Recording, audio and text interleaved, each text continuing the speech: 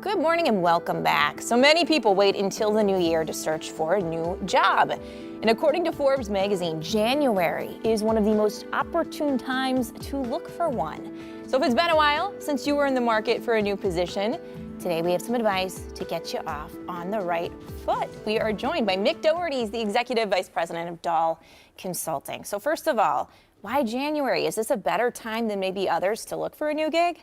The new year is typically always a good time.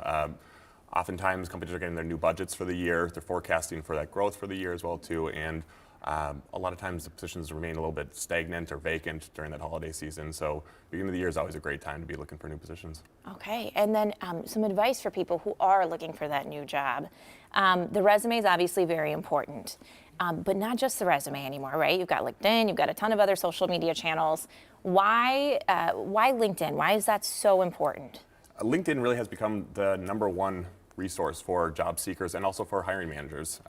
Resumes are sometimes a little bit stale, a little old. They've been around since, I think, 1492. And so LinkedIn now gives the opportunity for real-time resumes, real-time of what your role's been doing, and it gives people that chance to find passive candidates as well too. So instead of having to go put your resume out there on different job boards now, hiring managers and recruiters can go and find you on LinkedIn and find those opportunities for you. And I'm assuming, are they just searching like keywords for the position they're looking to fill and maybe you would pop up? Yep, that's, at Dahl we always advise our candidates and the consultants that we work with to make sure that they have those keywords somewhere on their resume and on LinkedIn as well too, because recruiters are searching for those keywords, those job titles, and so making sure that that is pointed out on your LinkedIn profile is very important. Mm-hmm. I think resumes are so intimidating, especially if maybe you haven't done one in a while. You're like, where do I start? What's some good advice for making your resume the best it can be and getting that job? Yeah, and I should point out, oftentimes now we are submitting just LinkedIn profiles as resumes to our clients that we work with. So it is a great resource, but with your resume as well too, it is making sure that at the top that you're having, if you had any certifications, any special duties that you've done, making sure that it's specific, that it highlights your successes as well too.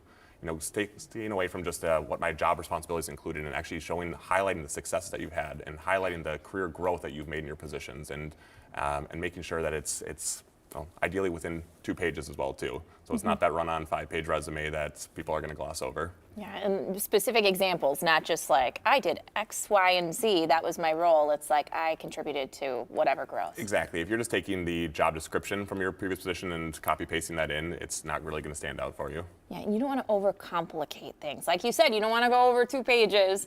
Exactly. How do you make sure that you're getting that information and you're selling yourself, but you're not going overboard?